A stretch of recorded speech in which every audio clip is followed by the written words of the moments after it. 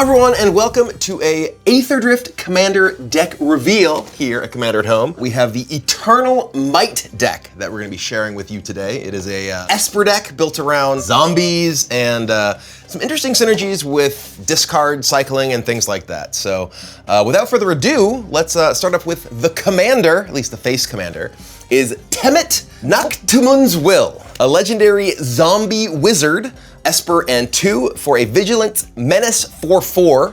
Whenever you attack, draw a card, then discard a card.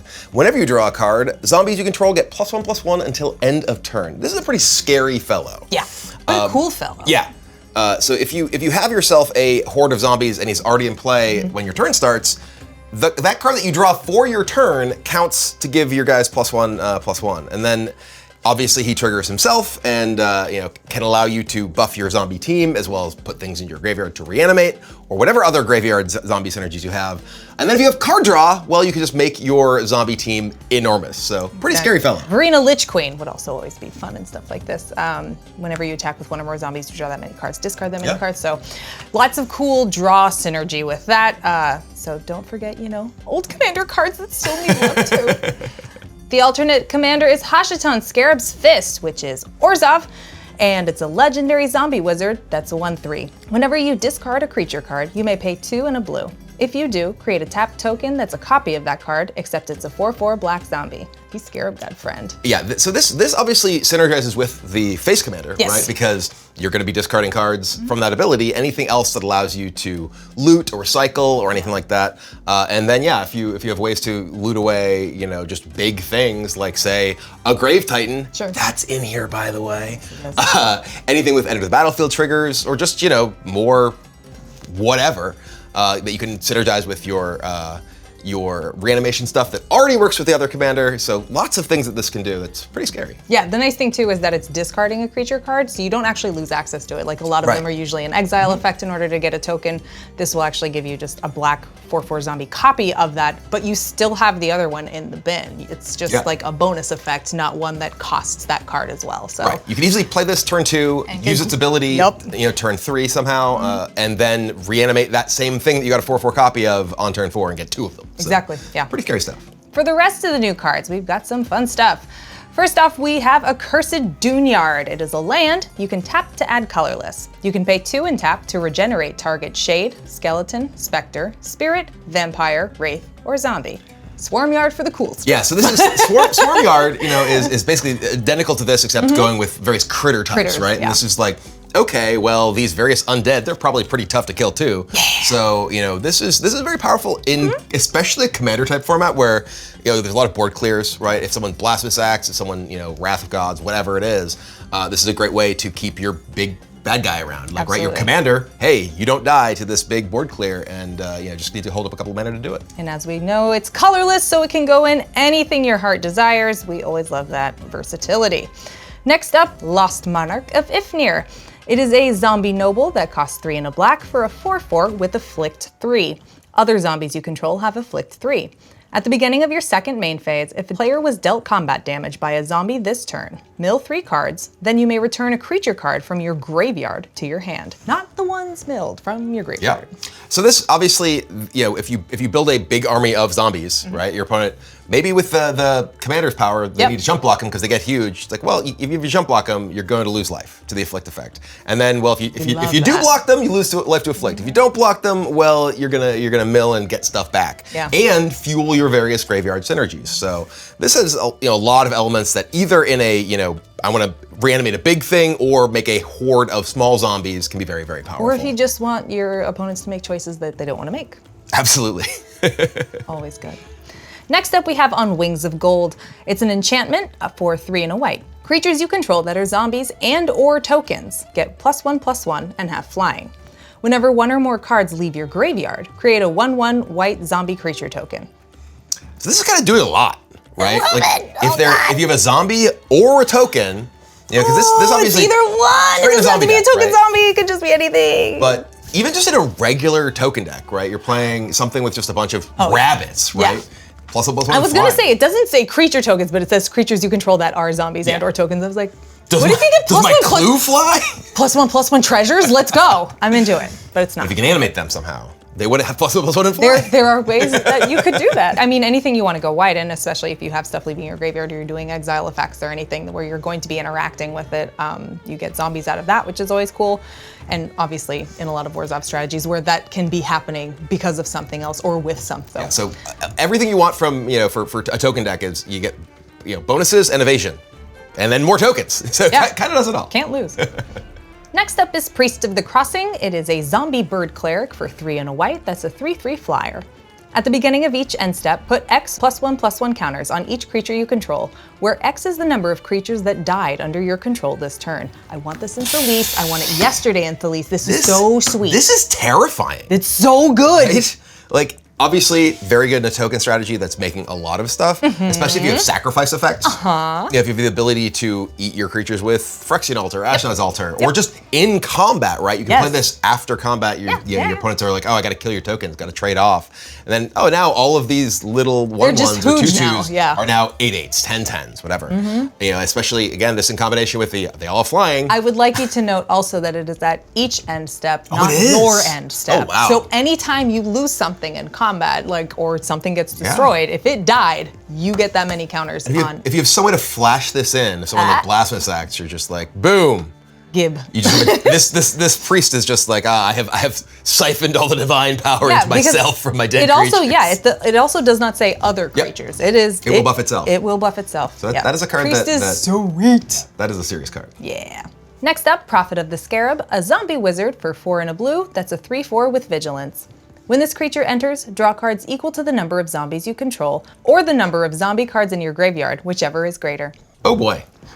So normally against effects like Titan of Yara, whatever it is, Do you mean Distant Melody? That's what I meant. I meant Distant Melody. Normally it's like, okay, I'll kill your stuff, and then I'm fine. It's like, no, you're not. Yeah. No, you're not. This is if you make a swarm of zombie tokens, or mill a bunch of zombies, or just naturally have your zombies die. I mean, that's usually where you want them, is in the yard. This is just going to draw you like 3, 4, 5, 10 cards. And frankly, there's no downside. It's not like you have to pay life or lose anything from it. You just draw the cards. It is a 5-cost 3/4. We're talking about Commander. I know. I'm just saying, the downside is you're paying a lot of mana for this. Maybe someone Bajuka bogs you somehow in response. People go too fast and they're gonna have this on turn 2 anyways. It's fine. I'm not saying it's not good. Slow down, it's okay. But yeah, no, that's a very powerful card that synergizes very well with a lot of what this style of deck would want to do. So especially because blue loves drawing cards. And the commander loves drawing cards, right? The commander, every time we draw cards, your guys grow. You just play that guy. It's like, okay, my 10 zombies get +10/+10 because I drew 10 cards. You're all dead. Yep. Next up, we have Renewed Solidarity, 2 and a white for an enchantment. As this enchantment enters, choose a creature type. Creatures you control of the chosen type get +1/+0. At the beginning of your end step, for each token you control of the chosen type that entered this turn, create a token that's a copy of it. This is, one of the cards that, yes, it's obviously very powerful in this deck, right? Yeah. But this is a sort of card where it's like, oh, I have a blank token deck, right? Like maybe it's rabbits, maybe it's squirrels, maybe it's whatever. Any Kindred deck is and this is going to be really powerful in a lot of different types of Kindred token decks. Yeah. In this particular deck, fantastic, but I do think this is one of those sorts of cards in a precon. You're like, ooh, what else can I do with this? Well, and so many of these effects have now been like gated with the once per turn or something, having a limited effect, but this is for everything that you've done across the turn, and you get the benefit from that. There's like an enchantment, the Dragon Collar thing. I think it's in Foundations. It's like whenever you cast a spell, make a 4/4 dragon. Yes. You gotta somehow get this, pick dragons, and then spell. So many dragons. Next up is Rhet-Tomb Mystic. It's 1 and a blue for a zombie bird wizard. That's a 2/1 with flying. Each creature card in your hand has cycling, 1 and a blue. So yeah, this may seem a little bit innocuous at first. You're like, oh, it's just a 2/1 and you can cycle my stuff. That's not a big deal. If you're playing like a reanimator deck, if you're playing a deck that wants your zombies in your graveyard for whatever reason, if you're there's just so many things this does. It's terrifying. Yeah. Right? Like any deck that does actually seem way more innocuous. It really does. Yeah, it really does. It's just like, okay, that's kind of neat. I can cycle through stuff. It's like, yeah, you can like discard my Archon of Cruelty. I'll reanimate it. It's like, I'll discard like zombie, discard zombie, discard zombie. Oh, you have a Wrath effect? I don't care. They're all in the graveyard. All living death. Well, I mean, Hedrog's Bidding. And with the card we mentioned earlier, if you have 5 extra, 2 of it blue, then you get to discard something, cycling it out, and make a 4/4 black zombie creature token copy of it as well. And oh, you have a commander who cares about drawing cards that buffs your board. Every single creature card in your hand becomes a combat trick for your entire board. Yeah. Right, so it on the surface, I think this card is like, oh, that's kind of neat. And then you think about it and you're like, oh, this can do some heinous stuff. Can we laugh that it is the same kind of creature as Nadu? Who also came from Amonkhet. All right. Busted when you read it further. Yeah, here we go. Yeah, rules text. Oh, okay. Last up for our new cards, we have Wizened Mentor. It's 1 and a white for a zombie cleric that's a 2/2. Whenever an opponent activates an ability of a permanent that isn't a mana ability, you create a 1/1 white zombie creature token. This ability triggers only once each turn. See the gate. It's still good. I mean, it's a 2/2, right? This is an obvious callback to Harsh Mentor, which did the same sort of punishment effect, but with damage. Yes. This giving you a zombie token. Obviously, so many things that are synergistic with zombie tokens in this deck. I'm wondering if it's actually the same mentor in the art. He died and came back. Yeah, maybe. Could be. The art is super similar. We do love a good flavor. Yeah, we do love a callback. Absolutely. So, what do you think of the new stuff? I mean, there's a lot of really interesting things there outside of this deck. And I think it's one of the things a lot of people look at when they look at the Commander Pre-Constructed deck. It's not necessarily just, hey, what can I do with this deck? But it's like, what can this deck give to my other decks? Sure. And even if you're not playing a zombie deck, there's some very cool cards in this deck for you. It's nice to have precons that will hang at a table, which you can see on our gameplay, just throwing it out there. But it's really nice to see, a precon that can hang at a table with other constructed decks and also know that like, hey, there's utility of this. If I am done with it, I'm like, Esper Zombies isn't my thing, but you still get the value out of it in having these really cool cards that you can put into other decks. Yeah. For sure. And then we're gonna get to the reprints. And there are a lot of cool new pieces of art on some of these that I think are really exciting too. For instance, we have Swords to Plowshares, Commence the Endgame, Despark, and Pull from Tomorrow. For sorceries, Dusk to Dawn, Damn, Dread Summons, and Never to Return. For the creatures, we have Corpse Augur, Cryptbreaker, Grave Titan, Gravecrawler, Midnight Reaper, Murderous Rider, Zombie Master, Corpse Knight, Angel of Sanctions, Binding Mummy, God Eternal Oketra, Timeless Dragon, Champion of Wits, Eternal Skylord, Forgotten Creation, Vizier of Many Faces, Archfiend of Ifnir, Cemetery Reaper, Fleshbag Marauder, Gempalm Polluter, Lord of the Accursed, Plague Belcher, Rothulk, Twisted Abomination, Undead Augur, Gleaming Overseer, Lazotep Chancellor, the Scarab God, and Wayward Servant. There's some definitely throwbacks in there. I remember Gempalm Polluter was a card that I actually had in my U.S. National Championship deck in 2003, playing Mono Black Zombies there. There you go. Mono Black Zombies Braids. I believe your story was what, triple compost? I did. The ultimate U.S. National Champion that year, Joshua Wagner, had triple compost against my Mono Black deck. And let me tell you, that's bad. For enchantments, there are only 2. Cast Out and Dreadhorde Invasion. And crucial to note, Dreadhorde Invasion is an attack trigger to give lifelink. So if your creatures attack and then become high enough power to seemingly get lifelink from Dreadhorde Invasion, they won't, because that is a trigger that only goes in the stack if they actually are at 6 power when they attack. There you go. For the artifacts, we have Arcane Signet, Soul Ring, Crowded Crypt, Bontu's Monument, Commander Sphere, Dimir Signet, Gate to the Afterlife, Godpharaoh's Gift, Maskwood Nexus, Orzhov Signet, Talisman of Dominance, and Talisman of Hierarchy. Godpharaoh's Gift is... Oh yeah, Godpharaoh's Gift is, whew, that's a powerful one. That was a deck-defining card in Standard in its day too. There you go. For Planeswalkers, we have the only one that matters, Liliana, Death's Majesty. Are there other Lilianas that matter though? She's the only Planeswalker that matters. Thank you. That was the joke. Okay. For the named lands, we have a Darker Wastes, Arcane Sanctum, Ash Barrens, Caves of Koilos, Command Tower, Desert of the Glorified, Desert of the Mindful, Desert of the True, Drowned Catacomb, Evolving Wilds, Exotic Orchard, Fetid Pools, Glacial Fortress, Irrigated Farmland, Isolated Chapel, Orzhov Basilica, Path of Ancestry, Prairie Stream, Sunken Hollow, Temple of Deceit, Temple of Silence, Terramorphic Expanse, Underground River, and Unholy Grotto. It also includes 4 islands, 5 plains, and 5 swamps. They've gotten better about I was the going to mana say, does this bases. feel less like when we did the Slivers deck and we were like, Yeah, ooh, what is this land base? I do think that Wizards of the Coast has been making more attractive mana bases for a lot of these commander decks. You know what we did do? And I have to say this, and go ahead and leave it in. We forgot to harangue a certain friend and Wizards employee about not putting Battle Bond lands into Precons. No Battle Bond lands in here. This would remain an excellent place for them. But no, like things like Unholy Grotto is a great utility land, right? And that's a card that I don't even know the last time that was reprinted.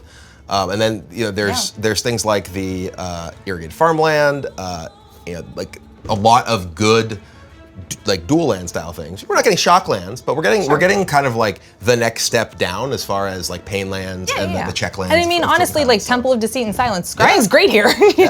And if you really want to bump it up, all you need to do is add the Surveil lands from Karlov Manor, which let you bin it if you want, and that can just get you off to the races in a deck like this. So we're not really looking small at upgrades. We're not looking at like guild gates and that sort of thing, which frankly a lot of the older pre-constructed decks would tend to have for their mana bases. This mana base, like out of the box, it's pretty good, right? Like you can obviously make some upgrades like you were mentioning, but this isn't a pre-constructed deck that I'm like, oh, I need to overhaul this mana base entirely, which frankly, especially for a lot of the multicolor ones, the 3, 4, 5 color decks, it was a lot more challenging to make those work. And this is a lot more sort of streamlined of a mana base that I'm used to seeing. And there's definitely non-zero color fixing in the artifact ramp as well. Like the rocks all definitely give you the colors you're gonna need, and the talismans aren't too expensive. Soul Ring obviously is under cost, but everything. Really, Soul Ring good? Yeah, I mean it is colorless, So yeah, it's a nicely synergistic deck. Like we said earlier, we did have a game that we played with all of these decks, and let me tell you, if you think that the land base is weird or not good enough, didn't matter. It worked just fine, so. Yeah, this deck looks like a lot of fun, and you can see it in action on this very channel on January 31st. I think so. So yeah, very cool deck. A lot of exciting new cards in here, a lot of cool reprints. Let us know what your favorite new card is and which of these cards that you're excited to see reprinted in this deck. Yeah, let us know. Anyway, thanks for watching, and come back to see the deck in action on the 31st.